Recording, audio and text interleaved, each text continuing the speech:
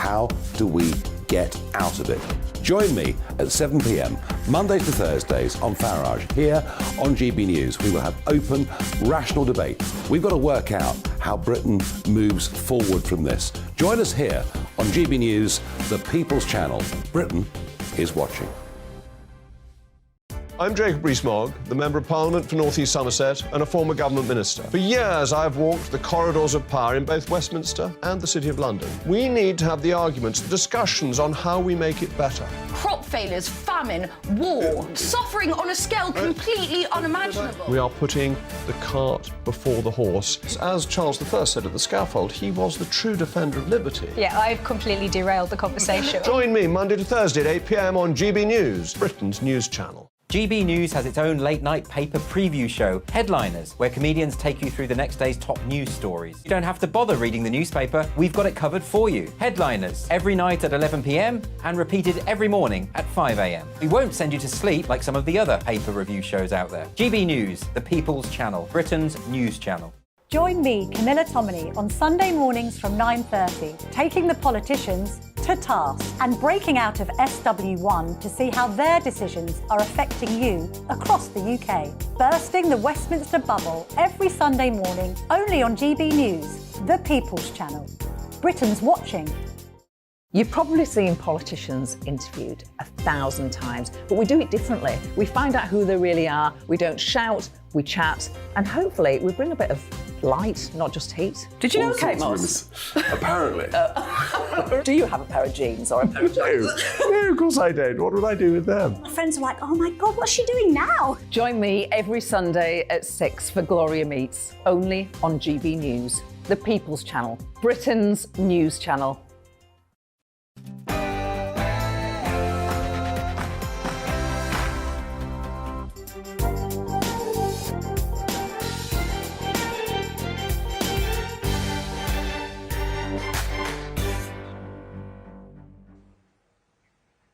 Well, good morning. Happy St George's Day to you. Can I just say how delighted I am to be presenting this show and not running a marathon? Although I'd like to give a quick shout out to Chris Hope, soon to be of this parish. He's going to be GB News' political editor, who in about half an hour's time will be pounding the streets of London, so we wish him well. Now, don't go anywhere, because we couldn't have a better show lined up for you, not least to dissect what's happened to Dominic Raab in the week. David Davis, who was Raab's former boss, is going to be joining me in the studio in a very short while. Oliver Dowden, the new Deputy Prime Minister who's replaced Raab in that position, is also going to be joining us, along with Jonathan Ashworth, Shadow Secretary of State for Work and Pensions. He's going to be talking about what Labour plans to do about inflation, particularly food inflation, which I know is affecting everybody. Went to the supermarket the other day and was completely astonished by the price of cheese and bread and milk. I'm sure you've seen the same. And we're going to be speaking to Dave Penman. Now, this is interesting because he's General Secretary of the FDA union, which Raab is accused of conspiring against him. So I'm going to be asking Mr. Penman, look, are the civil service impartial? Is Yes Minister a comedy or a documentary? We'll find out later. Let's just take you through the front pages first of all. Here's the Sunday Telegraph, and their front page goes with the migration story, which keeps on running and running, of course. Braverman, I'm ready to defy judges on migrants, she says. We've got the Sunday Times have gone for an interesting story. It's a little bit off the beaten track this weekend, but it's MI6 spy sent to jihadist camps, killed own child. It is a fascinating read there by Gabriel Pogrund, and I recommend it. The Observer goes with Tory plan to politicise civil service after Raab scandal. They've got an op-ed by Francis Maude, who's the former party chairman, talking about whether there should be more political appointments. I'm going to be discussing that in just a moment. The Mirror, Johnson's 4K a night hol at Lone Pal's villa. Boris Johnson has committed the crime, according to the Mirror, of going on holiday at somebody else's villa. We've got the Sunday Express going with activist civil servants target Suella. This is warnings that perhaps civil servants will try and get in the way of her migrant plans. After they've managed to see off Dominic Raab. Mail on Sunday, extremists' vile plot to spook King's horses with rape alarms. Again, the Mail on Sunday has infiltrated some of these protest groups. They did the same with the forewarning of the Grand National a couple of weeks ago. And the Sun on Sunday, S Club Rachel's ice lover which I'm sure will captivate imaginations over the breakfast table this morning. Now, for the paper review, I'm delighted to be joined by Giles Kenningham. He's a former Downing Street Head of Communications under David Cameron, and he's the presenter of a new podcast called Hacks and Flacks. Giles, how are you? Good, how are you? Lovely to see you. Let's get straight into Raab, because you were quite fascinated by this Francis Maude op-ed in The Observer. He says, we've lost balance in the civil service. It's my job to help find it again, because he's carrying out an investigation into all of these matters. What's your reading of Raab's resignation? Yeah, I think fundamentally the civil service does need a huge overhaul. We can't have a system where ministers are accountable for officials and everything they do, but officials aren't accountable to the minister. And I think Francis Maude is looking at this. You know, you have in America, I think they have 4,000 political appointees. In Australia, permanent secretaries are allowed to take a political position. If ministers are to actually push through some quite radical, progressive reforms, you need the political will of the party on the table. And you have seen situations where that hasn't been the case.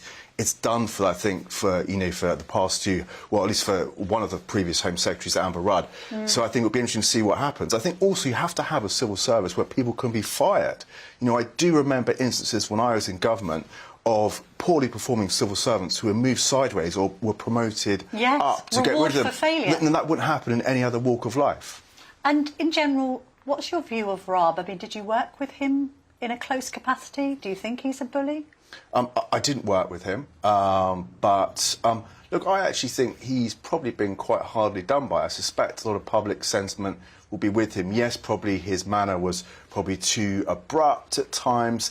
Did that actually warrant him being fired? I mean, look, we've now seen that there have been instances of what the civil servants were doing. There was certainly an example of one of the diplomats massively overreaching, didn't have a democratic mandate to do that. And also civil servants actively briefing against Raab. So is there going to be an investigation into that? You know, what's going on there? I mean, also, you worked in Number 10. Presumably it's quite a robust atmosphere. I wouldn't imagine that during some of the fallout from the referendum campaign that you didn't have the likes of David Cameron and others being quite direct with staff. I mean, isn't there this sort of atmosphere where people's work is closely scrutinised? I think, like the civil service in any organisation only works where there's a clear sense of decision-making, where people know what the boss thinks, and there is a sense of momentum, and you need that. Otherwise, the bureaucracy takes over. Yeah, I think it's also interesting how it casts a light on this idea, as you say, of ministers being accountable, although we could say that ministerial responsibility has eroded somewhat since the 1980s, but also this idea that the civil service, I mean, are they impartial? There was a quote in the week saying, you know, it's just a fallacy to suggest that civil servants don't take their personal opinions to work with them. We've seen from the Sue Gray appointment that, of course, they have their own leanings. What's your view of working with these officials one-to-one? Look, there are some brilliant civil servants, and you tend to get the best ones in Number 10, Foreign Office and Treasury. But you do have some civil servants who have an agenda, which I think is why you need more political appointees who can then help push through the minister's agenda through the department. Because think about the amount of time which is wasted fighting with the civil service to try and get your reforms through when they're blocking things. And we are living in a world now where disruption is happening a lot more, the pace of change is quicker, and so the civil service and government need to reflect that. Well, let's go on to the next story. Policy story of the day, of course, is about migration. Braverman's on the front of the Sunday Telegraph talking about defying judges on migrants. There's also a piece in the Sunday Express quoting other Tory MPs saying, oh, well, this is where the civil service will turn next. They'll try and block her migration reforms. It does seem to be that anybody who's trying to push a controversial policy, or at least a policy that might not be popular with the left, seems to come unstuck. Yeah, look, this, I think, is an issue which massively resonates with the public. I think the Tories have got public sentiment on their side. It's one of Rishi Sunak's 5 pledges. And I think, you know, as Braverman kind of maps out in the Telegraph today, if we are to have sovereignty as a country, then we should be able to defy the judges. So, you know, big fight gearing up, but probably a fight that I would think that she'll be relishing. How damaging has it been for the Tories to have this accusation of 13 years and you've done nothing, boats going from 290 in 2019 to 45,000 last year? I mean, they haven't got a grip on this. You could say even the previous Tory administration didn't have a grip on it. Why is it so difficult to get this problem solved, Giles? No, I think you're right. It has been, let's be honest, it is damaging, which is why it's one of the 5 pledges. Clearly, it's coming up in the focus groups. I think there has been an issue here. You know, for a lot of time, it was like, oh, it's too politically sensitive to talk about immigration, where actually people want an honest conversation. And it has been the case that France has basically had, I suppose, an issue of like let them go to the UK and England. And let's remember, like, someone seeking asylum or refugee is going to the first safe place. Now, often that is not the UK. That is France, and there has been a sense of them not really pulling their weight. So I do think it is something which they need to get on top of. Is it election defining this? I mean, lots of people say if they don't stop the boats, they're not going to win in 2024. I think it is politically, it's a hot potato and one they're going to have to get on top of. Let's have a look at the elections. Of course, it's the local elections on May the 4th. A lot's been said about whether there are going to be some secret pacts between Labour and, say, the Greens or the Liberal Democrats. Liberal Democrats, I did describe them last week as a bit lesser spotted. Just to say, we do ask them on this show. They don't want to come on. They don't want to speak to the GB viewers or indeed listeners. OK, we hope to persuade Sir Ed Davey at some point to sit in this chair. I must just point that out because we have tried. What's going on here? Because the Observer is suggesting that there is a progressive pact in Berkshire in a bid to oust Tories. What's going on there? Yeah, it's saying, I think Bracknell, which is a Tory-held council, that the Lib Dems, the Greens and Labour have formed some pacts, so they're not standing in certain wards, basically to try and oust the Tories. And I suppose the big question is, will this be replicated at a general election? I mean, people kind of forget that Keir Starmer has got a huge electoral mountain to climb. I think he's got to get 120 seats. Very difficult to do it in one cycle. And it would be interesting to see, like, will they form a pact with the Lib Dems? Now, Ed Davey's been on the broadcast airways this morning. He has not ruled out a pact with Labour. And I could see a situation where potentially Lib Dems only really properly fight 100 seats at the election. They'll probably put up paper candidates in some of these seats. But if you think about it, in some of the potential kind of red wall seats where, you know, some of the Lib Dem votes could go to Labour, and similarly probably in the southwest and in some of the Surrey seats, say Dominic Raab seat, which is vulnerable to Lib Dems. Will he even stand again? I suspect he won't. I suspect that may well go Lib Dem in the next cycle, that they do an unofficial pact to get over the line. But then Starmer will be emboldened by the poor performance of the SNP, which is currently imploding. You know, Humza Yousaf is nicknamed Humza Useless up there. So they're going to be wanting to win at least 10 seats in Scotland, which will help them over the line in Westminster, won't it? Yeah, I mean, I've seen figures of up to 20 they may benefit from in Scotland. But yeah, you're right. They will be emboldened by that. But still very difficult. And I think if the economy comes back by the time of the next general election, and let's remember, it's Labour's Achilles heel, I still think you could see a 92 situation where the Tories scrape over the line. Starmer, it remains, is very untested. We've not seen him in a campaigning kind of environment, and I don't think he's particularly light on his feet, particularly agile. Don't think he shines at PMQ, so I think the jury is still out on him. There was some polling, wasn't there, to ask people what was the phrase that they thought of first when they were asked about Labour, and it was "don't know." Well, exactly. So what does he stand for? What's the big idea? We still don't know. And it's not really like a 1997 situation where he's sort of riding this huge wave of he's not Blair, is he? Exactly. This popular 92 opinion. and 97 demarcation is interesting. Let's go to 2019 and remember the man who did get the Tories over the line with an 80-seat majority, Boris Johnson. Now, there's a new book out by Anthony Selden. Funnily enough, we're having him on the show next week, so really interested to hear the nitty-gritty of what he's found out. What I found interesting about the Sunday Times, which is serialising this piece, and they've put the headline "Trapped in the COVID Bunker," talking about Boris Johnson's handling or mishandling of the pandemic, is the fact that Michael Gove has gone on the record to talk to Selden in this book, not casting Boris in a particularly good light. And, of course, who's he banging the drum for? Dominic Cummings. Yeah, I mean, this book, so far, I think there's been two sort of extracts in the Times, and the Sunday Times paints a picture of utter dysfunction in Number 10. You know, it's run like a medieval court. I think the latest extract today talks about the breakdown of the relationship between Johnson and Cummings, but also between Matt Hancock as well, about how they tried to circumnavigate him by appointing external people coming in, how Cummings tried to keep Johnson out of certain meetings. So I have to say, with all this, really, you know, for Politico, it's really gripping reading. But is anyone remotely surprised? We all know that Boris sort of governed in a chaotic way, and now it's been borne out and played out and been, you know, in this book. Finally, Giles, do you think it was a mistake for the Tories to oust Boris Johnson? I mean, how do you think Rishi's doing? I think he's been doing not badly. He's certainly calmed things down. He's very much a technocratic approach. But what we haven't seen from him yet is the big idea. What does he stand for? We've got the 5 pledges, which all make sense, but what's the big overarching vision, you know, to deal with this level of disruption and what's going on in society? So I think we've still got to see that. But as I said, I think he's helped by the fact that he's got an opposition leader who is eminently beatable. Indeed so. Thank you very much indeed, Giles Kenningham, for joining me this morning. Thank you. Now, Tom Harwood, GB News' deputy political editor, is in Cambridge Tom, very intrigued to know what the good people of Cambridge want me to ask today's glittering array of political guests. What are they saying there, Tom? Yeah, I am indeed in Cambridge, in Signorelli's Deli, a beautiful little delicatessen here in the heart of Cambridge. And I'm delighted, first of all, to be joined by Alex, the owner of this establishment. And first of all, Alex, how's business doing? Well, as we all know, it's a bit of a challenging times at the moment. It's not the easiest, and it doesn't seem to be that it's getting easier at the moment, so it's very tough times ahead of us, unfortunately. Yeah, I suppose energy costs are a particular concern. Yeah, not just energy costs, but the labour costs, the whole infrastructure, the taxes. It's just very, very challenging across every single angle that we operate in.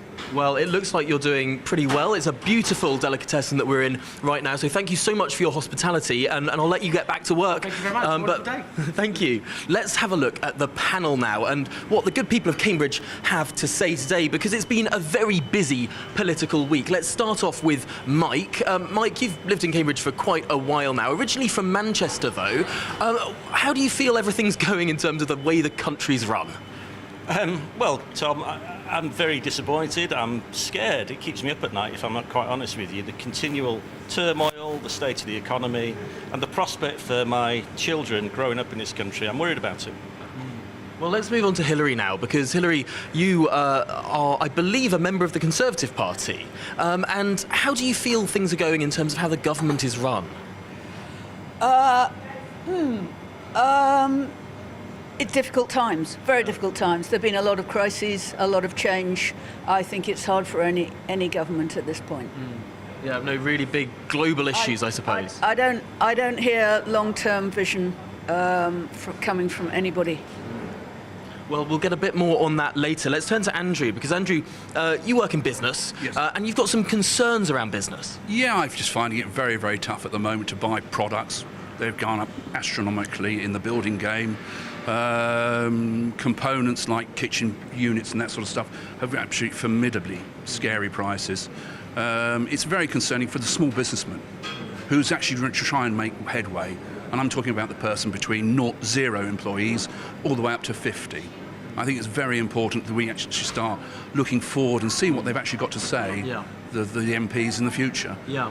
And moving forward, we need to get going and have some sort of strategy. So right, as Mike said, we need to move forwards and actually have some sort of contracts of what we're going forwards. Of course, the big story that's dominated the papers over the last couple of days has been the resignation of the former Deputy Prime Minister. Camilla will be speaking to the new Deputy Prime Minister in just a couple of minutes' time. I wonder, first of all, if we can get a view of this panel.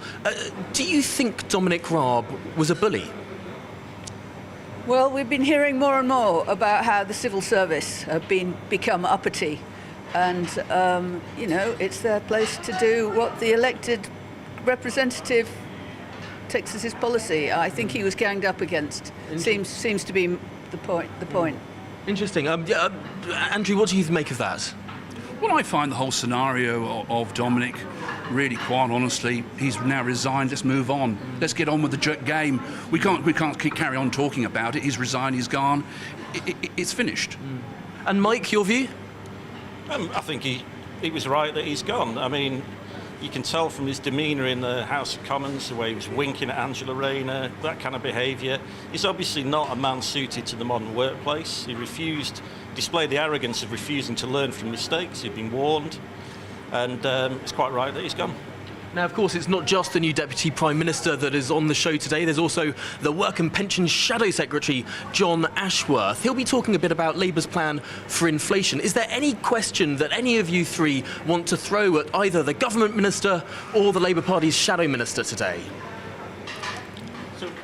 So my generic question, not necessarily about inflation per se, roll that into it, is about the long-term thinking. So, I'm disappointed in our parliamentary system, where we don't think beyond 5 years. These days, we don't think beyond reacting to the latest crisis. So I'd like to hear from them about long-term strategy and how we become less subject to this continuous churn. A lot of churn, and I think that you two were nodding along to that. Do you agree? Yes, definitely. Long-term policy is what matters, and long-term vision. Nobody's articulating it. There's a big concern right now. Well, we know that we'll be back to the three of you in a moment. We'll listen in to these interviews and what Camilla has to say, particularly on this idea of long-term vision. Can any of the politicians answer that charge? Many thanks for that. Indeed, Tom will be coming back to Cambridge a little later in the show. Don't forget to apply to the People's Panel. Go to gbnews.uk/panel. Next week, we're going to be in Cardiff. So if you're in Cardiff and you've got a view, please do get in touch. Now, we're just waiting for Oliver Dowden, the new Deputy Prime Minister, to be mic'd up from his live position. I'm going to bring Giles Kenningham back into the conversation because you're a former number 10 guy. You know Oliver Dowden well. What do you make of his appointment as Deputy Prime Minister? Yeah, I think it's an astute appointment. You know, he knows number 10 very well. He was Cameron's Deputy Chief of Staff, so he'll be very, I think, helpful for Rishi to have him there as his right-hand man, helping him with sort of the mechanics and the dynamics of what's going on. So, yeah, but it's a very interesting move, isn't it? Because essentially he's been a backroom boy. He's been moved to front of house now, so a lot more scrutiny on him. Well, we thought it was bad for him when he was demoted from party chairman to become Chancellor of the Duchy of Lancaster, or CDL as it's known. That was Michael Gove's former role. But clearly there's a kinship there with Rishi Sunak, who's a long-time supporter. The closest political ally.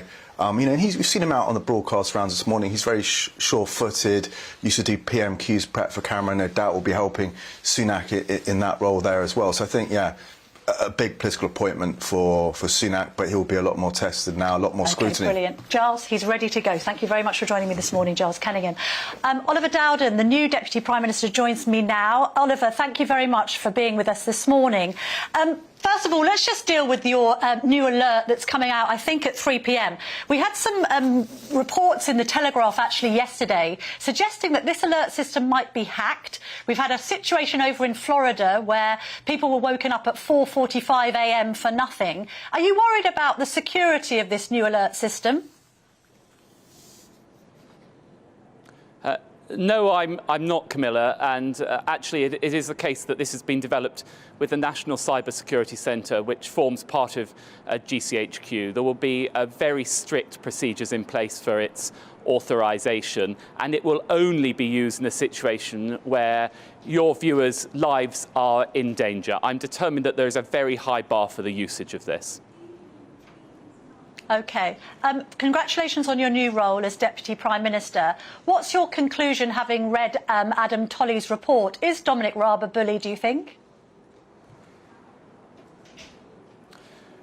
Well, as you say, Adam Tolley conducted a very extensive investigation, 48 pages of it. There's not a great deal that I can add to his very specific conclusions. What I would say is that my experience of working with Dom Raab, and I pay tribute, for example, to how he conducted himself when Boris was very ill. We all remember, and I certainly remember it very well, he stepped up to the plate then. He's also a man of his word, and he said that if there was an adverse finding against him, he would resign, and that's exactly what he's done, and the Prime Minister has accepted that. Is he a bully, though?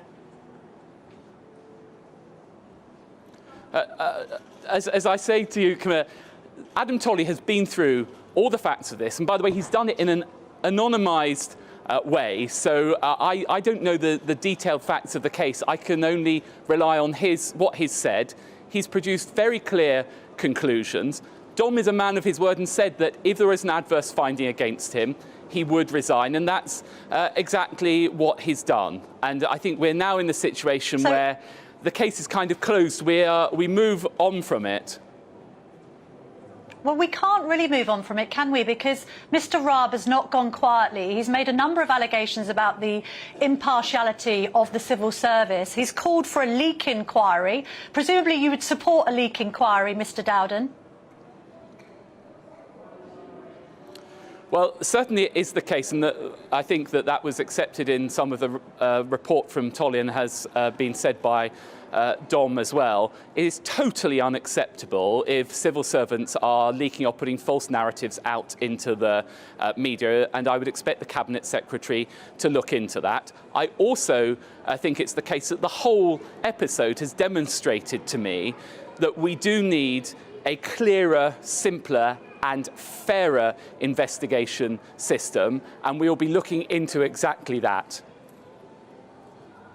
Do you agree with Mr. Raab that there are perhaps activist civil servants who have been egged on by the FDA union to make these claims against Tories? Well, that has not been my experience, but what I would say coming out of this is I'm absolutely determined that, for example, the sort of high standards that I expect of civil servants who work for me should not be diluted in any way. And I think senior civil servants, just like senior ministers, need to recognise that they are there to serve the British people, and the vast majority of civil servants that I've worked with understand that, and we cannot out of this allow some kind of lowering of standards, and the Prime Minister and I are absolutely determined to uphold the highest standards for the British people and to robustly challenge our civil servants in an appropriate fashion. Is the government better or worse off without Dominic Raab?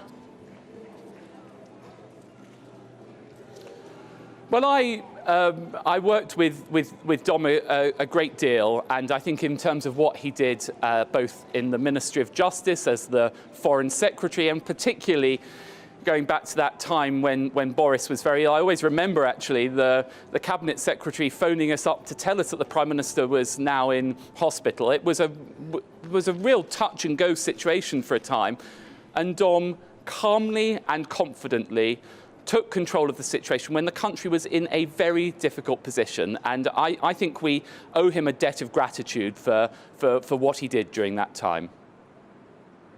So has the Prime Minister made a mistake in not insisting that he stays on? I mean, he's clearly a useful minister.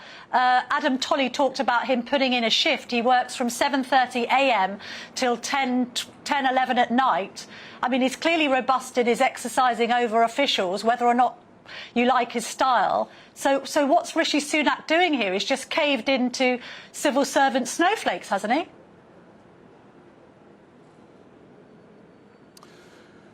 Well, I know how hard Dom worked, and indeed, contrary to what some of your viewers may think, many of us who are fortunate enough to hold high ministerial office work those pretty relentless hours to make sure we're serving the British people. But one of the characteristics of Dom is he is a man of his word. And Dom said that if there were adverse findings against him, he would resign. And the Prime Minister accepted that. And I think that that's where we are now. And the situation has kind of been resolved in that way. Would you like to see him return to Cabinet at some point, though? Well, I've learned over the years that the decisions as to who's in Cabinet or who isn't in Cabinet are solely in the preserve of the Prime Minister. But what I do know is that the Prime Minister holds him in great affection. But that's a matter for the Prime Minister. Deputy Prime Minister, does it worry you that we still have a situation where half of civil servants, this is according to the government's own data, still haven't returned to their desks since the pandemic?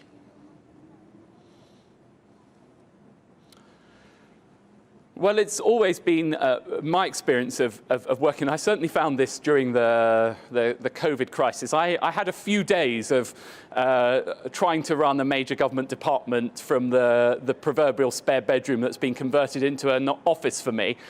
It just doesn't work, and you need to have that human interaction. So certainly I sought to return for my core team back to the office as rapidly as we can. And I think actually for young people, having the experience of working with other people together is a way of enhancing their confidence and enhancing their careers. And I think, particularly in my younger years, how much pleasure, frankly, I got from working closely with colleagues who became friends and the creative process that followed from it. Now, of course, there's always going to be circumstances where it's fine to work from home if you've got some detailed report to write or something like that. So, Camilla, just let me finish this point, because I think it's important just to be absolutely clear about it. If you're kind of working on a complex report or something like that, it's perfectly acceptable to work from home on that basis. But my disposition is that we should be continuing the process of getting more and more people back into the office, whilst accepting there are circumstances when it makes more sense for people to be able to work at home. I don't want to be dictatorial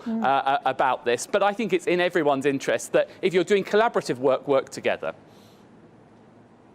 Well, you're the Deputy Prime Minister now, so why aren't you fixing it? I mean, it can't be a satisfactory set of circumstances that you've got, for instance, only 39% of officials at DEFRA actually at their desks. We've all had to go back to work. What's the civil services excuse?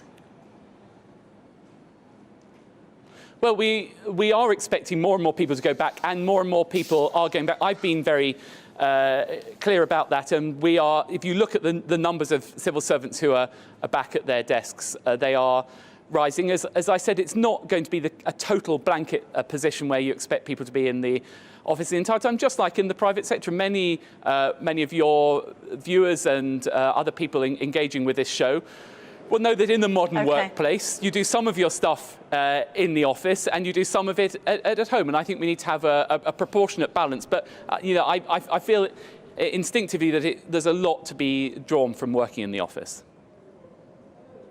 Well, Oliver Dowden, thank you very much for not being at home and for being on the show this morning.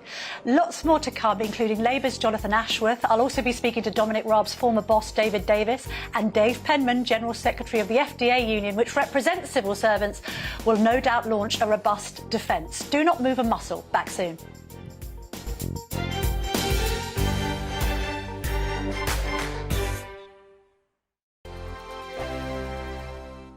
I joined GB News because I was sick and tired of not hearing my views being represented, not just mine, but so many people that I knew and spoke to. I just couldn't get my voice out there. I couldn't say anything. I couldn't do anything. Whatever the narrative was, I kind of had to follow it. GB News is there to provide a voice for those who have been ignored by the establishment media. We think different things, we've got a different style. GB News is here to be optimistic and positive about the future. It's real kind of dynamic and flowing, with the audience very much at the heart of it, like a big family.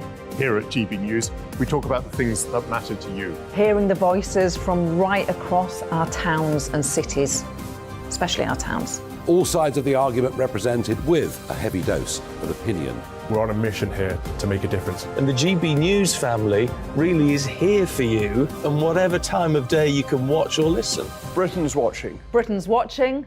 We're proud to be GB News, The People's Channel. Britain's news channel. Monday to Thursday, 9 p.m. till 11 p.m. Join me, Dan Wootton. I'll bring you the sharpest takes and hottest debates. Do you not believe in prisons? I don't believe in prisons. I'm completely stunned. I guarantee you there'll be no spin, no bias, no censorship. I actually was personally quite offended by it. And no reason to go to bed. So I guess they've always been quite woke. That's Dan Wootton tonight on TV, radio and online. Monday to Thursday from 9 p.m. till 11 p.m. on GB News. The People's Channel, Britain's news channel. Start the day with GB News. We catch up on all the big stories you didn't hear the night before. And take a look at what the world's talking about this morning. That's right, Monday to Thursdays from 6 o'clock. It's Breakfast with Eamon and Isabel. Straight after breakfast, join us, Bev Turner and Andrew Pearce. We're going to take you through till noon.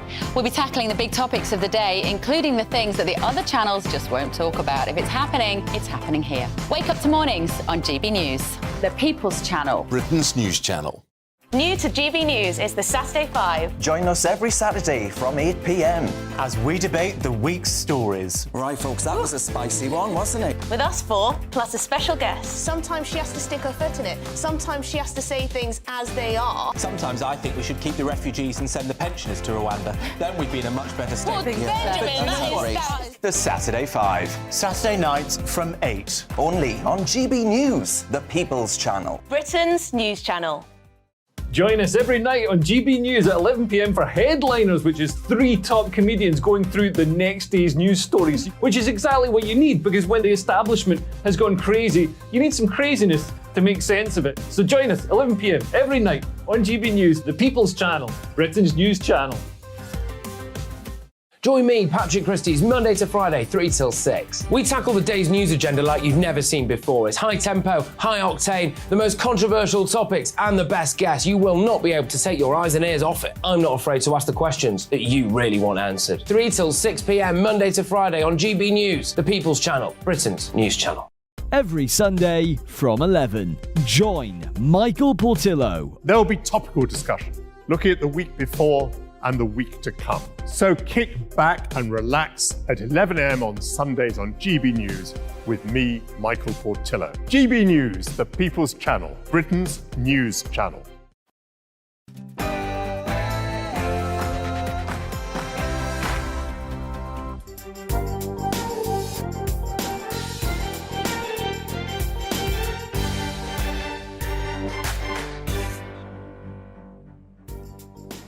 Welcome back to the Camilla Tominey Show. Now, lots more to come, including Labour's Jonathan Ashworth, who we hope is being mic'd up as I speak. I'm also going to be speaking to Dominic Raab's former boss, David Davis, and Dave Penman, General Secretary of the FDA union, which represents civil servants, will also join me. All that and much, much more to come. But first, here's the news headlines with Aaron Armstrong.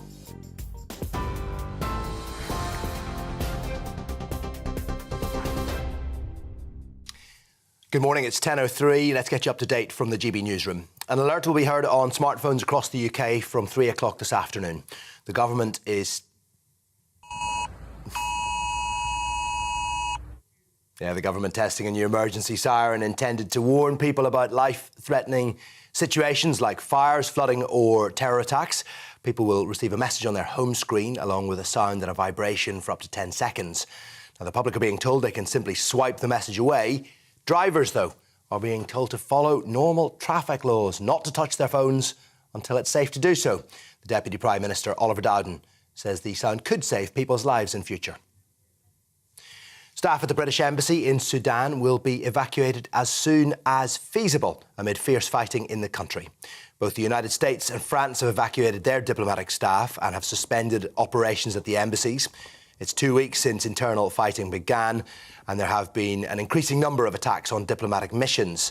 However, any evacuation, according to a government source, will be limited and will focus on civil servants in the capital, Khartoum. The World Health Organization reported on Friday at least 413 people have been killed and over 3,500 injured in Sudan since the fighting broke out. The Home Secretary says it's crucial the government has the power to deport migrants without being blocked by the European Court of Human Rights. In the Sunday Telegraph, Sarah Braverman said for Britain to be truly sovereign, it needs to be able to decide who enters our territory. It comes after 10 small boats carrying more than 500 people crossed the English Channel yesterday. Liberal Democrat leader Sued Davey says the government isn't doing enough to tackle the issue. The backlog of asylum applications that have not been processed is 160,000. That's the problem, and this does nothing to solve that. Liberal Democrats want this problem solved, but the government is just being in chaos and can't even do the basics right. Tens of thousands of people will compete in the London Marathon later today, but they could face some rainy conditions. That's according to the weather forecast. So Mo Farah will be competing in his final London Marathon. He's admitted there could be some tears after the race. It is set to be the largest marathon ever, with at least 45,000 people due to take part. Around £60 million are expected to be raised for charity. 2 new pictures of Prince Louis have been published as he celebrates his 5th birthday today. He's been photographed smiling while being pushed in a wheelbarrow by his mother. Louis is expected to accompany his siblings in the procession from Westminster Abbey during the King's coronation next month. TV online, DAB and tune-in radio. This is GB News. That's it for the moment, but now back to Camilla.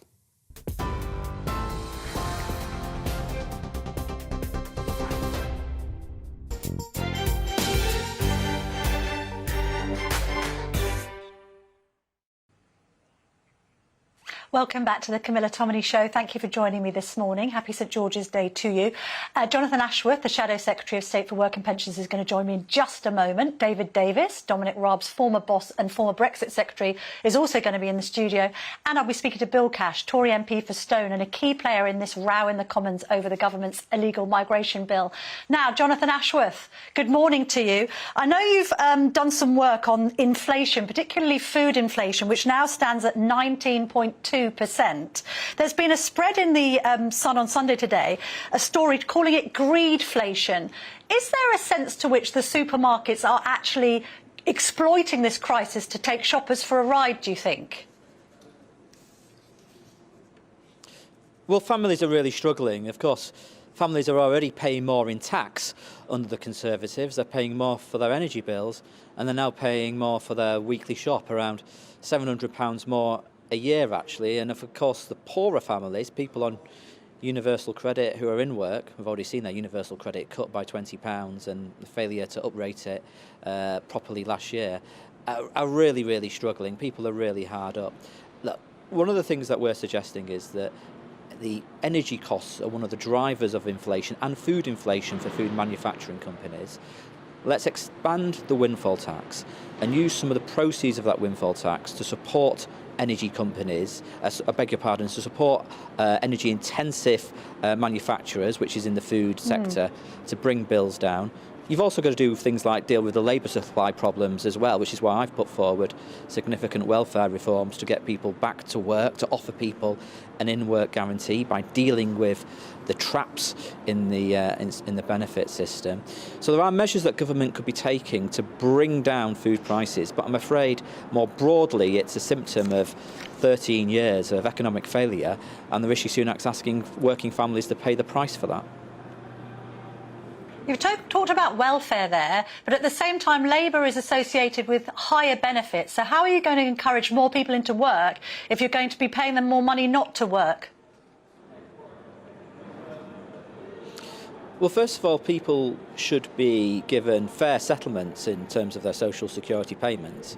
Universal credit has been cut by £20, and then it was cut by, again, in real terms, because it was 7% less than inflation last year. But the reforms that I've been putting forward are about dealing with the traps in the system as it is. And I want to introduce, if you like, an in-work guarantee, whereas people who are out of work for reasons of sickness, but who say they want to work, are given a bridge into work. This is a significant reform, which would actually help a lot of people. It's been supported by experts. It's been supported by think tanks like the Centre for Social Justice. And I'm just really disappointed that government ministers are refusing to implement these types of welfare reforms when we know that many people want to work but are prevented from doing so at the moment. Let's talk about somebody who has just lost their job, Dominic Raab. Do you think he was a bully? Well, look, you know, it's right that ministers are demanding and pushing civil servants hard. I want to be the Work and Pensions Secretary. I will be demanding and push hard to get more people into work, to raise children out of poverty, to support families who are really struggling, to offer security for disabled people, 1 million more disabled people in poverty, to offer security for pensioners. It's right to be demanding when you're serving the British people. But the report said that he was aggressive and intimidating. But he wasn't just a bullying minister, he was a failing minister. Look at the backlog in the courts, look at the problems in the criminal justice system.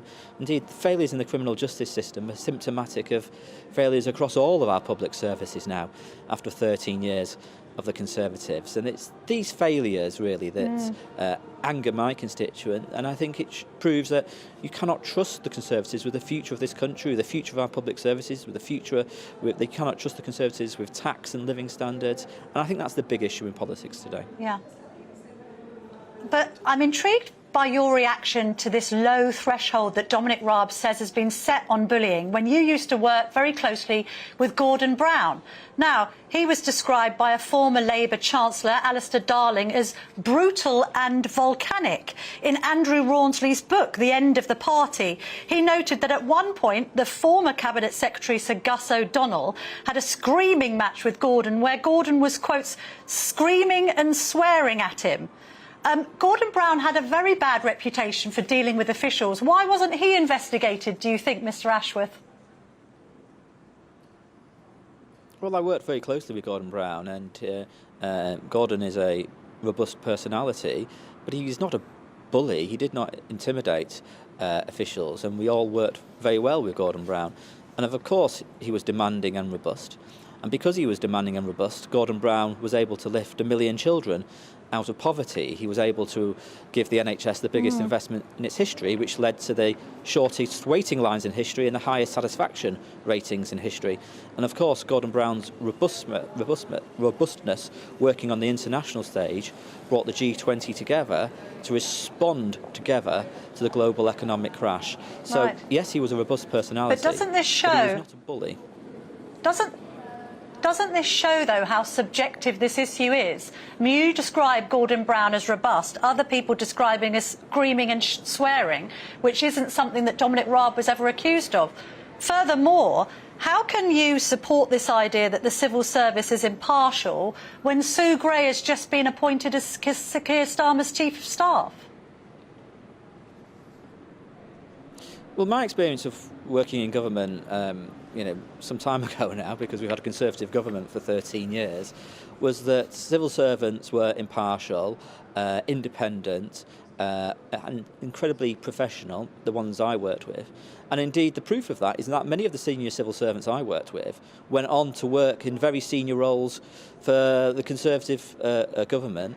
And indeed, some of those civil servants ended up in political roles, working as politically appointed roles for the Conservative government. I don't see that as a point of criticism. I say that as a tribute to those individuals, because when they worked with me, they never indicated or showed any political bias, even if they were Conservatives. So, look, it's always right to look at reforms. By instinct, I am a public sector reformer. And it's always right that we look at how we improve institutions like the civil service. But this idea that there's some conspiracy and that Dominic Raab is the victim, and my gosh, I do think it is rather pathetic whining and whinging from Dominic Raab. The person who is responsible for Dominic Raab's downfall is Dominic Raab, and he should show a bit of contrition. Jonathan Ashworth, thank you very much for joining me this morning. Now, I'm delighted to be joined by Dominic Raab's former boss, David Davis, also the MP for Halton, Price and Howden, former Brexit secretary. I remember, David, you once described to me Dominic Raab as your protégé. Yes, that's right. Now, was he a bully back then? No. And is he a bully now? No. I mean, look, when he worked for me, we were involved in incredibly fierce conflict with the then Blair and Brown governments. We removed a couple of Home Secretaries and we had huge battles over 90 days and so on. These were 18-hour days, often 7 days a week in these battles. And so huge pressure on him as my chief of staff. And not once did I see him bully anybody. Not once did I see him lose his temper. Not once did I see him lose his cool or shout at anybody. So, no, I don't believe. He certainly wasn't a bully then. And actually, having read the report in some detail, I don't think he was a bully now. I think some of the assertions in the report, by comparison what you were saying about earlier about Gordon Brown throwing phones at people, smashing phones and screaming. Allegedly, yes. All of that, but it's well written up in the papers. All of this, it doesn't stand up against that. I mean, if you look at it, I mean, number one, he's accused of effectively putting pressure on somebody who, a British diplomat, who exceeded the mandate set by the cabinet. A very sensitive issue, that of Gibraltar. Yeah. Incredibly sensitive. I was talking to some of my constituents about it over the weekend. They said, well, we would have fired him, the diplomat. Officials have pushed back against that suggestion in today's Sunday Telegraph. It will be documented. I saw the comments from the head of Gibraltar, but he wouldn't necessarily have known about it, in truth. So yeah, he's no doubt saying what he believes to be true, but nevertheless, he wouldn't have known about it necessarily. But the simple truth is that doesn't stand up. Some of the allegations that he challenged people over, look, we're talking about hundreds of millions of pounds. We're talking about public services that aren't always delivering, whether it's your passport or your driving licence, or you're going to be talking later about immigration with another of your guests, I think, about civil service can get through one case a week. Yeah. I mean, well, is the civil service underperforming then, David? Well, it's certainly underperforming. There's little doubt in my mind about that. The argument that's been put around, and you're hearing, I think, from others, whether it's biased, we can talk about it slightly differently, but certainly it's underperforming. I mean, I had a conversation with an ex-permanent secretary. I won't say who, because I don't embarrass him, but an ex-permanent secretary, only a few weeks ago, who said in terms, some of the things that have been happening in the Home Office are the failure of the civil service and the senior civil servants in allowing it to happen. Not the ministers, the senior civil servants. But then some people will say, well, you're just trying to deflect 13 years of Tory rule. You're trying to blame the staff.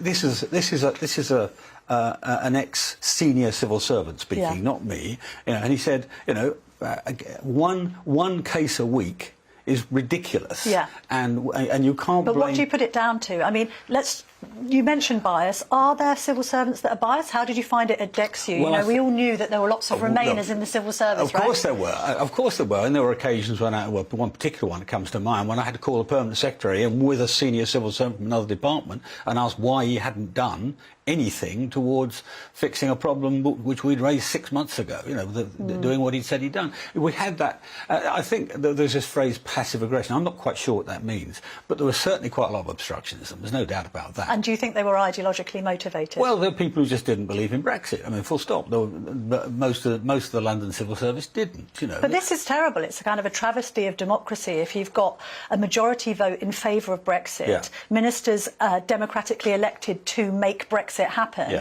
and then unelected civil servants blocking it. Yeah. Now, don't get me wrong. I mean, the vast majority, certainly the ones who work for me, the vast majority of them were first-class civil servants, and they did the public will. It's not the Conservative Party's will, it's the public will. You know, they elect a government, they pass a referendum, it's the public's will. And that's who we're all there to serve.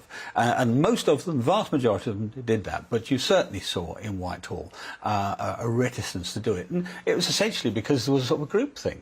You know, people all thought this was wrong, and so that they weren't going to be very helpful. What about the line between groupthink and then what Raab is accusing the civil service of, which is kind of like an activist conspiracy? Well, I mean, obviously I wasn't in the middle of this, but I recommend your viewers to go online, find the report, and read paragraph 161, which talks about the MOJ group complaint, the Minister of Justice group complaint, I think it is.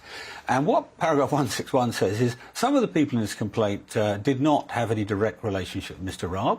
Some of them had never met him. Yeah, I'm going to be putting that to Dave Penman because he's obviously in charge of the union that represents these civil We servants. also see that these complaints all suddenly arrived on a number of them all arrived on one day, the day that Dominic was going to appear in front of the House of Commons, standing in for the Prime Minister, up against Angela Rayner. I mean, that's the most incredible coincidence over several years. That's the day they all come together. It just looks too political for words. And talking about the politicisation or not of the civil service, is there any store in Francis Maud's argument today in The Observer? He's carrying out this review and he's talking about us moving towards a system like Australia or America of having more politicised appointments. Well, we have to make a decision, basically, as to whether, and bear in mind, don't forget what I said, that the vast majority of civil servants, certainly working directly for me, were very, very good and committed. They may not have believed in Brexit, but they were committed to delivering, right? But we've got to make a decision. We can either have the traditional British civil service, or we can go, I mean, the easiest example is the French example, where basically the top tier of the civil service comes in and out with government. And they're often what they call énarques. They'd gone to the École Nationale and they were all properly trained and so on. But it does lead to a completely different sort of government. I mean, I had to deal with the French an awful lot in various jobs, and in the French civil service, basically the decisions are all made in the top tier. Yes. And what goes on So below are you saying that perhaps ministers shouldn't be dealing with middle-ranking civil servants? They should only be dealing with public permanent secretaries and their deputies? Not necessarily. You can't always do things that way. Look, if you want to make something work, you sometimes have to get into the detail. But you know, it may. You know, if we make this decision, it will be a very stark decision, and we have to remember it goes both ways. It won't just be Tory governments putting in Tory civil servants, Labour governments putting Labour ones, or whatever it is. So, I mean, I'm ambivalent about that. I just think, I tell you what I do like about Francis Moore's proposal, and that is the idea of auditing some of the decisions. You know, yes. I used to be the Public Accounts Committee chairman. You know, I did audit quite a lot of decisions externally to government, and very often I thought I saw some very poor decisions. I mean, you actually quoted one of my jokes earlier. You know, is yes, Minister of Comedy. My original. Is that line, one of your jokes? It was my original Fair line enough. was, We're on the same. Get off my wavelength, David Davis. It is. The original line was, is it a comedy or is it a training film? Well done. Yeah, no, exactly.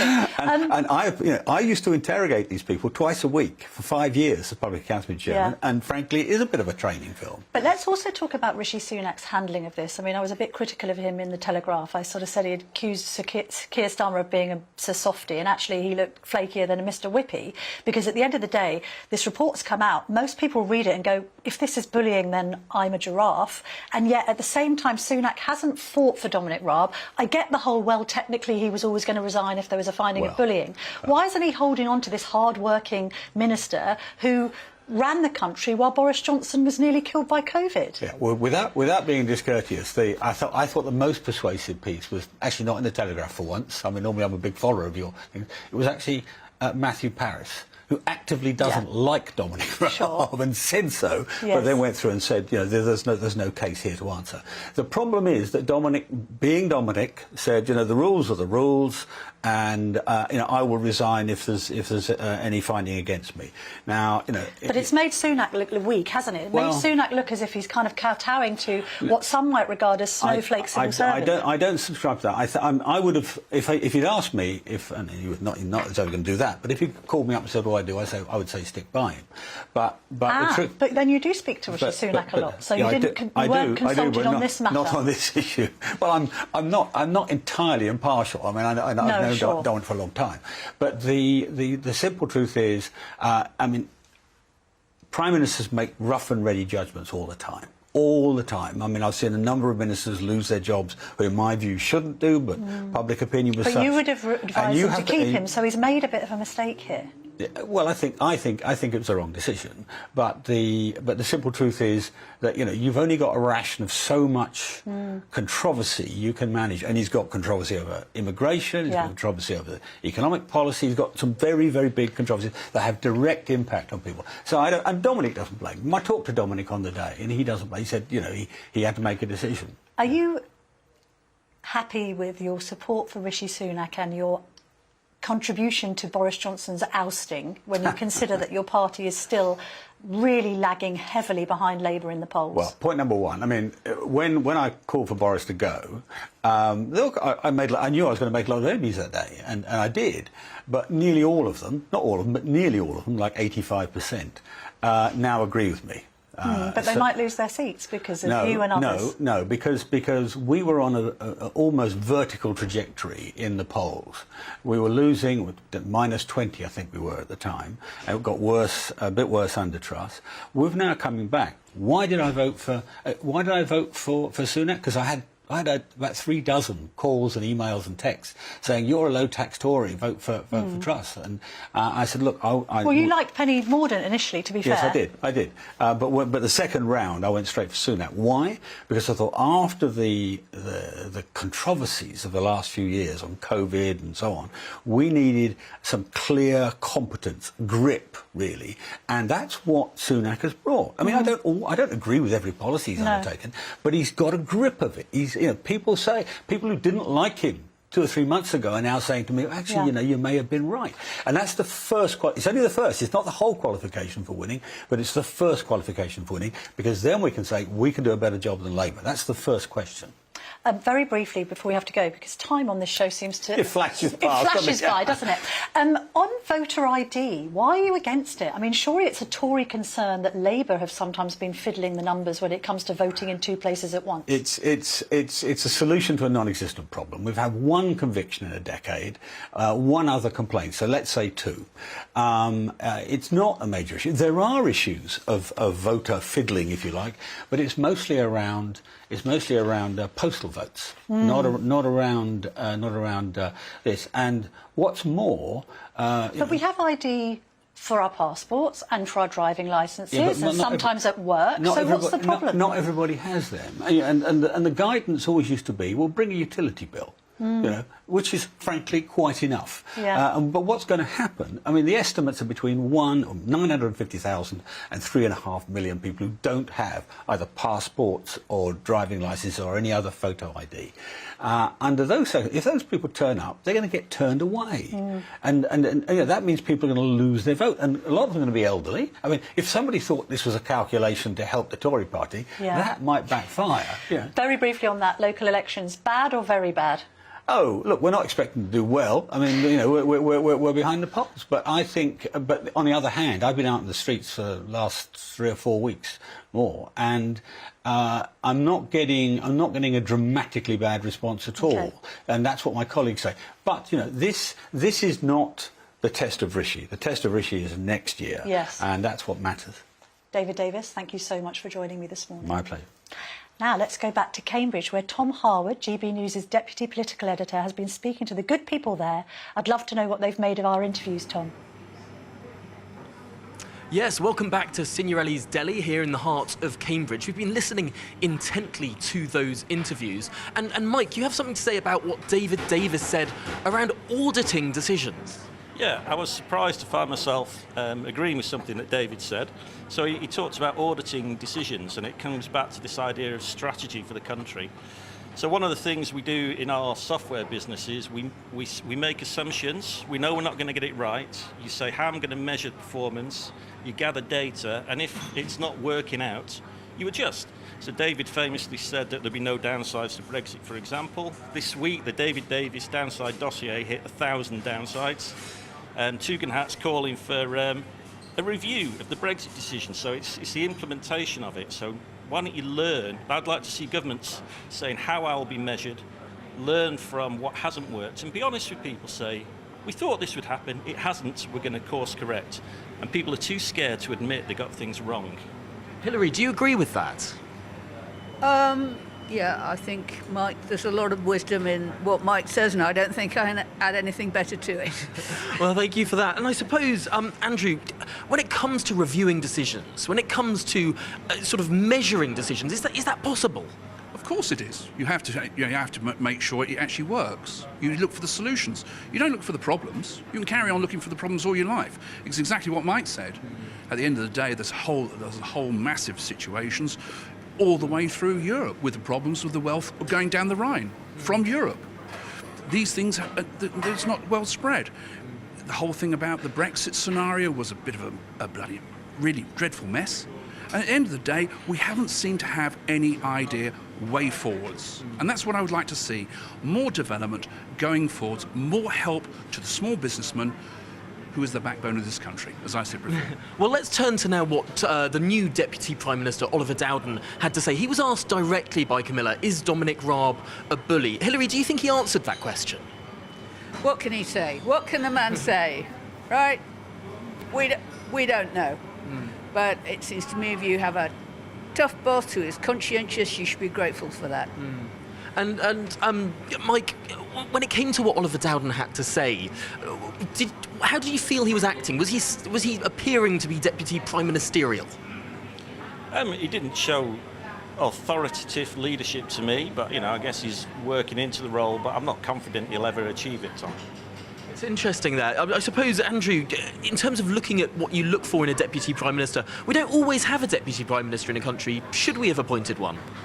I really have got no opinion. I'm really quite honestly, I'm hoping for solutions. I really want to see more idea, bringing our country better. It doesn't really matter who it is, it doesn't matter which label they have. I'm not interested.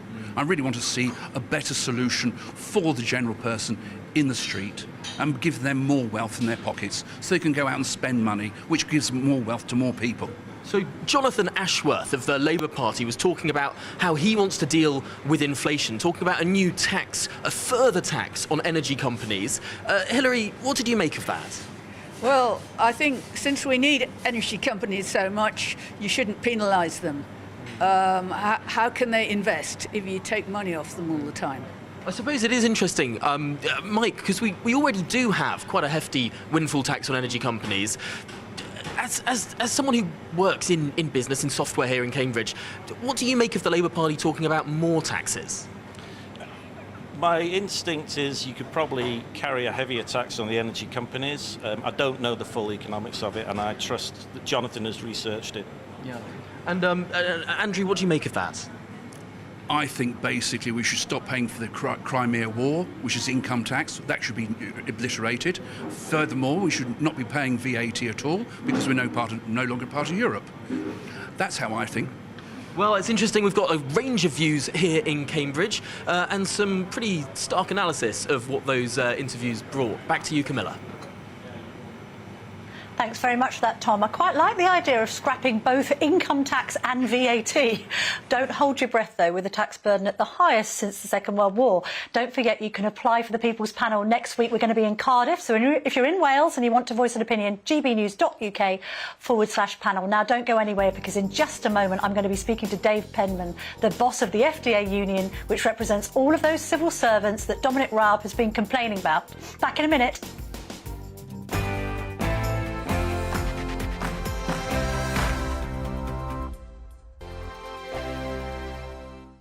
I joined GB News because I was sick and tired of not hearing my views being represented, not just mine, but so many people that I knew and spoke to. I just couldn't get my voice out there. I couldn't say anything, I couldn't do anything. Whatever the narrative was, I kind of had to follow it. GB News is there to provide a voice for those who have been ignored by the establishment media. We think different things, we've got a different style. GB News is here to be optimistic and positive about the future. It's real kind of dynamic and flowing, with the audience very much at the heart of it, like a big family. Here at GB News, we talk about the things that matter to you. Hearing the voices from right across our towns and cities, especially our towns. All sides of the argument represented with a heavy dose of opinion. We're on a mission here to make a difference. And the GB News family really is here for you, and whatever time of day you can watch or listen. Britain's watching. Britain's watching. We're proud to be GB News. The People's Channel. Britain's news channel. Westminster is going around in ever-decreasing circles, followed by the media. Britain is broken. How on earth did we get into this mess? But more importantly, how do we get out of it? Join me at 7 p.m, Mondays to Thursdays on Farage, here on GB News. We will have open, rational debate. We've got to work out how Britain moves forward from this. Join us here on GB News, the People's Channel. Britain is watching. You've probably seen politicians interviewed 1,000 times, but we do it differently. We find out who they really are, we don't shout, we chat, and hopefully we bring a bit of light, not just heat. Did you know Kate Moss? Apparently. Do you have a pair of jeans or a pair of jeans? No, of course I don't. What would I do with them? My friends are like, oh my God, what's she doing now? Join me every Sunday at 6 for Gloria Meets, only on GB News, the People's Channel, Britain's news channel. I'm Jacob Rees-Mogg, the Member of Parliament for North East Somerset and a former government minister. For years, I've walked the corridors of power in both Westminster and the City of London. We need to have the arguments, the discussions on how we make it better. Crop failures, famine, war, suffering on a scale completely unimaginable. We are putting the cart before the horse. As Charles I said at the scaffold, he was the true defender of liberty. Yeah, I've completely derailed the conversation. Join me Monday to Thursday at 8 p.m. on GB News, Britain's news channel. New to GB News is the Saturday 5. Join us every Saturday from 8 p.m. as we debate the week's stories. Right, folks, that was a spicy one, wasn't it? With us four, plus a special guest. Sometimes she has to stick her foot in it. Sometimes she has to say things as they are. Sometimes I think we should keep the refugees and send the pensioners to Rwanda. Then we'd be in a much better state. Well, Benjamin, that is... The Saturday 5. Saturday nights from 8. Only on GB News, the People's Channel. Britain's news channel.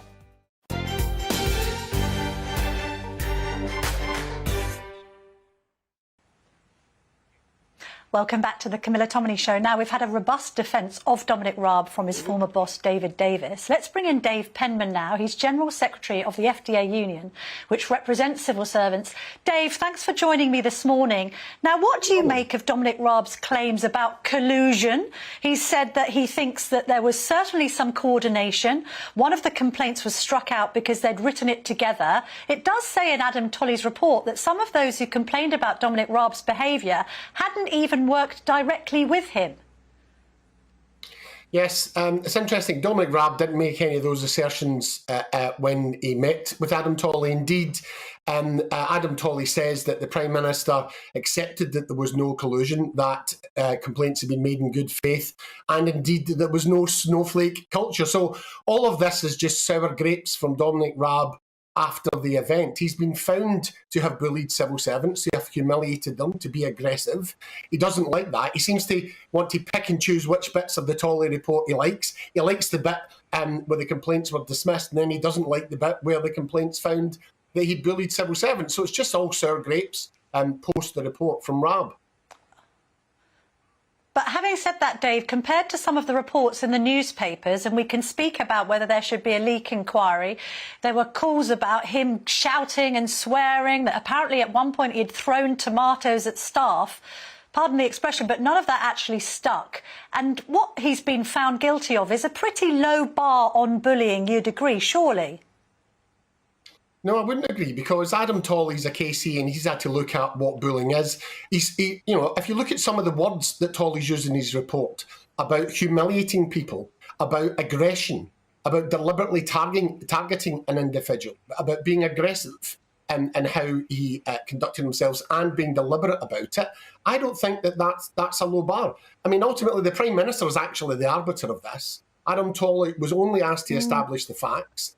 The Prime Minister's independent advisor was not involved in this, as far as we know, and therefore it was the Prime Minister who had to look at this and decide whether, in light of the evidence, it satisfied any definition of bullying. So again, I do not believe there is a low bar here. I think what you've got is Dominic Raab, who was absolutely convinced of his own position. The report makes clear time and again he had an opportunity to amend his behaviour, and actually says in the report the only time he changed his conduct was after complaints went in, and that he should have amended his conduct beforehand. But at the time, sorry, when you go. But at the time, Dave Penman, the report does make it clear that he wasn't alerted to some people finding his behaviour uncomfortable. But just on that point about a robust process, Twice I mean, it as says, a union it said that man, both Philip Barton and Antonio Romeo raised with him his conduct. Antonio Romeo raised issues about his conduct on 3 separate occasions.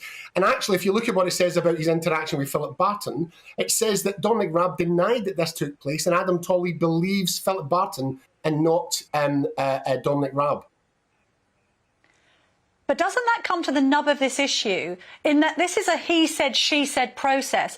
You're a union man. You wouldn't want one of your members to be accused of something without the witnesses actually being cross-examined. But in this investigation, they weren't. Well, the witnesses were interviewed. They're not cross-examined. This is not a criminal case. There's no cross-examination of witnesses in a bullying investigation in any other employer. That's not how it works. What happens is an investigator has to look at evidence. Quite often, this is evidence when you look at harassment and bullying that is about individuals. And you look at that, and in balance of probabilities, you say, do I believe that person or that person if there's no independent evidence? That's entirely reasonable. That's also the law of the land just now. So if you look at what happened in relation to the interaction with Sir Philip Barton, what they've looked at, Adam Tolley's looked at, what did the Prime Minister say? What did Philip Barton say? Which one stands up to greater scrutiny, and found that actually it was Sir Philip Barton's evidence that stood up to greater scrutiny. He denied that Antonio Romeo had raised any issues with him, yet she had contemporaneous notes describing the interactions and the evidence she'd given. So you have to find a way of establishing and believing one witness versus another. OK, let's just address this specific point about the FDA. Let me just quote what Raab has said yesterday. Also, I know that I was warned by a very senior member of the government, a senior civil servant, that there are increasingly activist civil servants mobilised by the FDA union who are looking to target ministers. Is that true, Mr Penman? It's laughable, to be honest, the fact that he's making that accusation. If only we had such power as a trade union, to be honest. But thanks very much for the name check, Dominic. We weren't involved in the majority of these complaints. We had no involvement in a significant number of them. We do not target ministers. We represent our members. And if you look at it, if that's the case, what have we actually seen? In the last 5 years, there's only been 2 formal complaints against ministers. Both have actually been found in favour of the complainants. That's against Priti Patel and now against Dominic Raab. So if there's somehow this activist culture, how is it actually manifesting itself? There is no evidence for this. Once again, simply sour grapes. Well, it might be manifesting itself in, for instance, Sue Gray deciding to go and be Chief of Staff for Sir Keir Starmer. Don't you think that's undermined people's opinions of whether the civil service is in fact impartial? Well, I think, as Jonathan Ashworth said earlier on, the civil service has people who work for it impartially and can then go on and do jobs working for different political parties, including the Conservative Party. It's about what you do when you're a civil servant. You're free to choose another employer at a different point in time. And some people, that will be a company, a big business, private sector. And some people, because of the nature of what they do, they're interested in politics, they will go on to work for a political party. There are plenty of civil servants who are currently working for the former civil servants who are working for the Conservative Party. So are we going to ban all civil servants from ever getting a job with a political party? If that's the case, that's fine, but it applies equally to everyone. And I don't really see how it's relevant to anything to do with Dominic Raab.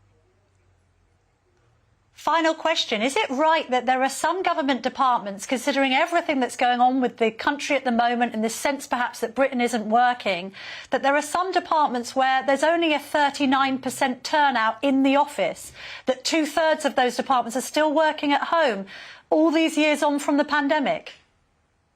So the civil service before the pandemic decided that it was more efficient to have less desks than they have people. So they reduced the civil service estate. So before anything happened on COVID, civil servants were routinely working from home. Nobody raised a question about whether that was effective or not. And since the pandemic, the government have insisted that civil servants come in for at least 2 days a week. What you're looking at is occupancy figures for a particular day. If every civil service turned up to Whitehall, we considered this at one point, actually, given the criticism. We'll say, well, I'll tell you what, we'll ask all civil servants to turn up at their work and see if they've got a desk. They wouldn't have one. So the government's decided to save taxpayers' money and say that there's flexible working, and that's good for civil servants and it's good for the economy and good for the taxpayer. Dave Penman, thank you very much for joining me this morning. Now let's bring in Michael Portillo into the conversation, not least because he's my fellow GB News presenter and he's on from 11, but also as a former Defence Secretary and politician extraordinaire. I'm interested to know from you, Michael, what you make of civil service impartiality or not. I mean, has the civil service changed? Are there these activist elements, do you think, that Dominic Raab speaks of?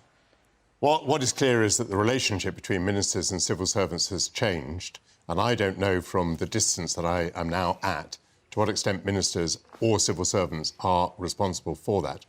I do think the case of Dominic Raab and the ambassador to Spain is a very interesting one. So it seems that the ambassador to Spain went beyond the cabinet's remit in negotiations with Spain over the post-Brexit arrangements in Gibraltar.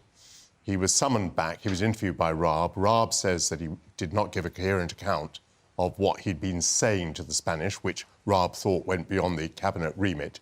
So what Raab did then was to put the negotiations into somebody else's hands. That would have been humiliating for the ambassador, but it seems to me it would have been justified, and the ambassador continued to be ambassador. He did not lose his job. And I think that illustrates quite a number of things that we're talking about here. So, of course, if you take action against someone who's not been doing the job as you think they should, that person may find it humiliating. That doesn't, to me, necessarily mean it was the wrong thing to do. And notice that even though that ambassador had done something of which his Secretary of State thoroughly disapproved and was beyond his remit, he was not removed from his job, because civil servants never are removed from their jobs. Yeah. Michael, we're a little tight on time, so just tell me quickly, who have you got coming on at 11? I've got Yanis Varoufakis coming on to talk about the Parthenon marbles, whether they should go back to Greece or not. I'm going to be talking about an author who's done a $200 million deal for film rights on a book. We're not even sure whether the author exists, or certainly under the name that we're working with. We're talking about the theatre, Berlusconi and Blair. There's a play, a musical, about Berlusconi and Blair. Can you imagine? And we're going to be talking about whether artificial intelligence can replace wigs and gowns. Can artificial intelligence make judgments in courts? Well, I hope artificial intelligence can't replace TV presenters or journalists, Michael. Really looking forward to your show at 11. Now, don't go anywhere, because in just a minute I'm going to be speaking to Sir Bill Cash, the veteran Tory MP, about his mission this week to secure those key amendments to the illegal migration bill. Don't go anywhere.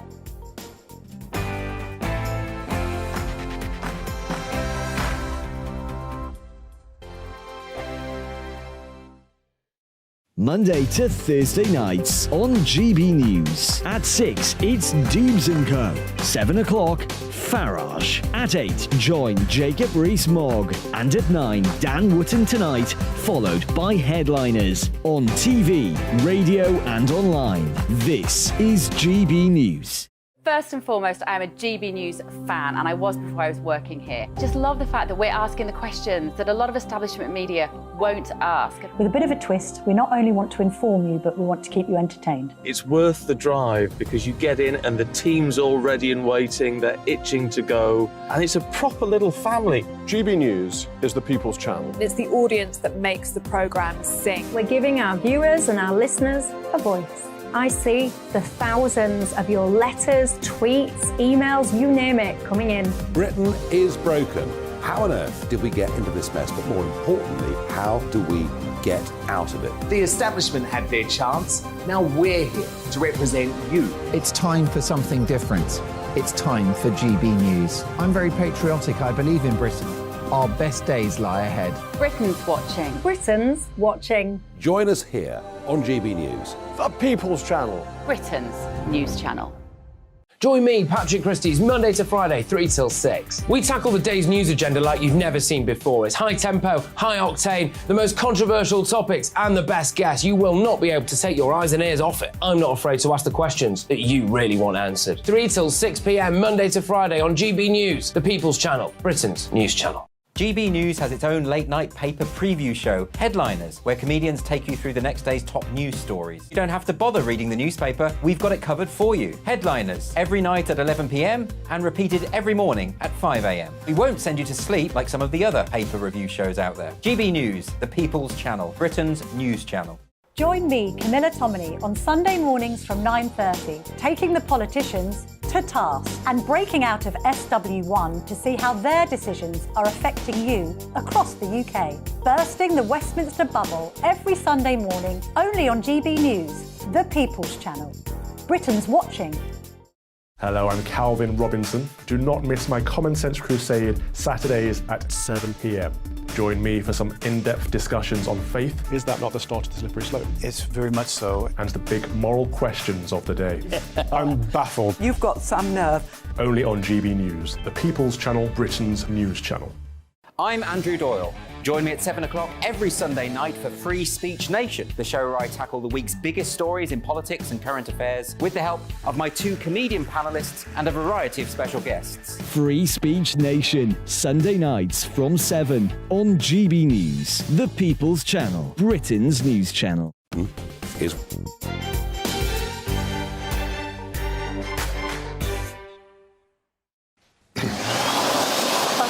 Camilla Tominey show. Now I'm joined by Sir Bill Cash, MP for Stone, a Tory grandee who was first elected to Parliament in 1984. Sir Bill is going to explain the amendments that he and his fellow Tory rebels have persuaded the government to incorporate into Suella Braverman's illegal migration bill. And that's the bill, of course, that the government is desperately hoping will finally stop the boats. Sir Bill, absolutely delightful to see you this morning. Very nice to see you too. Now, will this bill stop the boats? That's the question. Well, I believe it will now. And what I said to Rishi when he was appearing in the House a few weeks ago was we've got to make sure this works. And I want to say something really important, which is that we've had a really constructive dialogue with the government, with Number 10, and with the Prime Minister and with Suella Braverman. And we've now come up with something which I know they've put a huge amount of work into as well, with some very, very brilliant assistance from external lawyers as well. And we've actually improved the bill very much, made it much more relevant and tougher, but also fair and reasonable. So it doesn't get into a situation now whereby people can, I believe, attack it on grounds of international law breach, but at the same time it will satisfy the requirements which 2 to 1 of the British people now support, which is this bill in principle. But this is the million-dollar question. Will it stop the boats and indeed result in people actually being deported to Rwanda? Yes. To be fair to him, your opposition MP, Jonathan Ashworth, told a quite good joke today. He basically said that more journalists had been sent to Rwanda than actual illegal migrants. Hear that.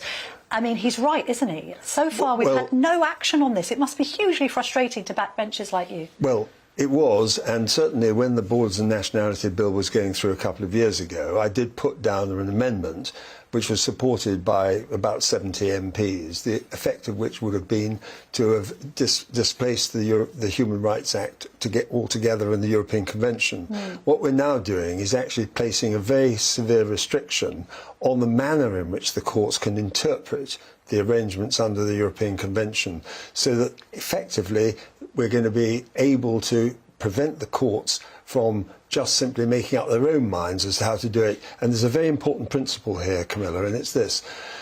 Parliamentary sovereignty, and this was also conceded by Jack Straw and Derry Irvine when I was there when the Human Rights Act first came through. If Parliament makes clear and unambiguously its intention, clear to to the courts will obey that. And that's what this bill will now do. I could go into the detail, but I won't. But that what is you're really saying important. is we're not going to have a last-minute intervention from Strasbourg that's right. when there's a bus Correct. full of people to be deported. That is exactly right. And actually, there's also going to be a proper dialogue with us and the European Court, and the courts are not going to be able just to decide on their own account what they think, just a matter of interpretation. And let's talk about migrants who claim to be under 18 when they're not. There's a really fascinating and frankly ludicrous story in the Mail on Sunday about this 42-year-old jihadist with a beard and a receding hairline who claimed to have been a child. Then he's got a human rights lawyer on his case when the government has tried to deport him.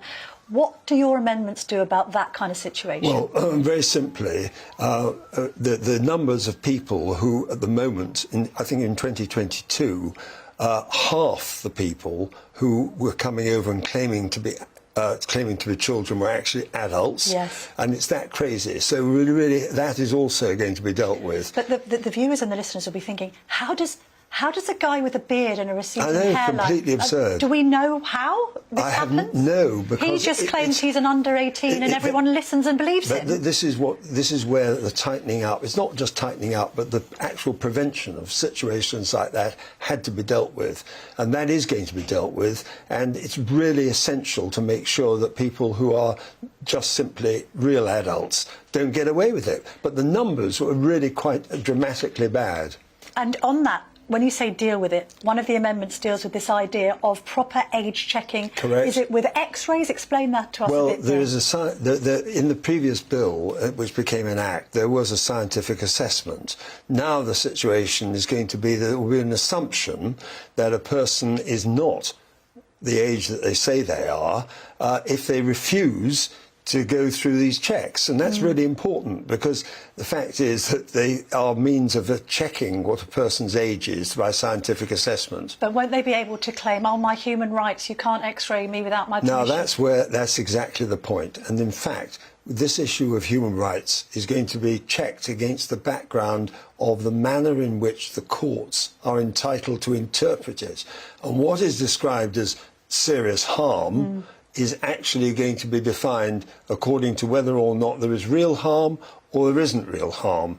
And that means that there is going to be a proper definition of what harm is, and therefore the interpretation of the courts is going to be restricted, because they're not just going to be able to say, oh, we think that this is a human rights issue and therefore we're going to let it go through. They're going to have to actually themselves, as a court, take into account the rules laid down by Parliament. So backbenchers, including yourself, has done a good job on the bill, but then what happens when it goes Together with to the government. Together with the government. What happens when it goes to the House of Lords? Well, I'm afraid that that's a real problem. And I have heard quite a lot of people voicing off from the House of Lords already. Of course, they won't have seen all the amendments that have been put down. That might make it worse, actually, in a funny kind of way, because they seem to be very ideological about this, some of them.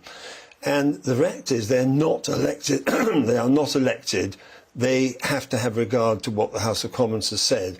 And bear in mind that when this bill, as I believe it will go through unamended in the next few days, then I think the House of Lords has an obligation, having regard to public opinion. I know, but we know how they behave. I know. Well, they have actually been behaving very, I think, unreasonably on a number of issues over the last couple of years. So there is a real issue here about constitutional propriety, and I think the House of Lords wants to be very aware that this is a really big issue for the British people. The Prime Minister has made his position clear. We have actually made it clear that our policy is to deal with and to get away from a situation where people are allowed to stay on when they shouldn't. We need to detain people and also to move them out swiftly. So you think this is going to work in a nutshell, Bill? I do. I really do think it will work. It's a great improvement on the previous. There will still be arguments, I'm sure about that, but I believe this is a great improvement, and we've made a lot of progress in the last month. Bill Cash, there'll always be arguments, not just in government, opposition against the Tories, but also within the Tories themselves, I think that is we'll also find. true. Thank you very much indeed for joining me this morning. morning. Nice to meet you. Well, there we have it. What a show!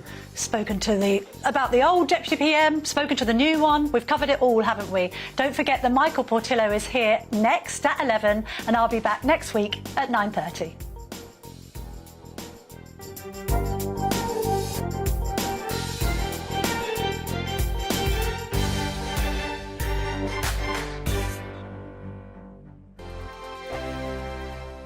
It's all about family, being in people's living rooms, all the interaction and getting to know who our viewers and listeners are. When I was young, my dad used to say, "No, stop arguing." I wanted an outlet that would enable me to give my opinion. People are going through a really hard time right now, and I know that you don't feel like you're being listened to by the establishment. I came to GB News because it's the People's Channel, and I want the audience to have their say on the events of the day. We're dynamic. We do something different. Democracy shows that the wisdom of the nation is in its people. I get to travel to find out what the story is from a personal perspective. The British people aren't fools. We know when we're not being told the full story. We've got to work out how Britain moves forward from this. It's the best country in the world. The establishment had their chance. Now we're here to represent your views. Britain's watching. Britain's watching. Britain's watching. We're proud to be GB News. The People's Channel. Britain's news channel. So Dubes and Co, we tackle the issues of the day with real, robust debate, both sides of the fence, battling it out with me in the middle with my forthright opinions and views. And often really interesting things happen because you start with a position and then by the end of the debate you find actually, well, I might not have thought about that one. What we need in this country is 2 new political parties. You should maybe think about doing a 2024 calendar. I'm Michelle Dewberry and I'm keeping you company right through until 7 o'clock this evening. GB News, the People's Channel, Britain's watching. Start the day with GB News. We catch up on all the big stories you didn't hear the night before. And take a look at what the world's talking about this morning. That's right, Monday to Thursdays from 6 o'clock. It's Breakfast with Eamon and Isabel. Straight after breakfast, join us, Bev Turner and Andrew Pearce. We're going to take you through till noon. We'll be tackling the big topics of the day, including the things that the other channels just won't talk about. If it's happening here. Wake up to mornings on GB News. The People's Channel. Britain's news channel. I'm Simon Evans. Join me on GB News for Headliners at 11 p.m. What's the scoop? I'll be joined by 2 of the country's top comedians. That's right. As we take a look at tomorrow's newspapers tonight. We're going to get into trouble. If it's a big story, we'll be covering it. Spill some tea on him. There we go. But we'll also have some fun. I wouldn't stick up a bank. My father didn't love me. So anyway. Headliners every night from 11 on GB News, the People's Channel, Britain's news channel. Saturday nights on GB News. From 6 p.m, I'll give you my unique take on the world today. Then at 7, it's me, Calvin Robinson, with my Common Sense Crusade. New to GB News is the Saturday 5. 5 times the opinion. Join us every Saturday from 8 p.m. as we debate the week's stories. With us 4, plus a special guest. And at 9, of course, it's Mark Dolan Tonight. Saturday nights on GB News, the People's Channel, Britain's news channel.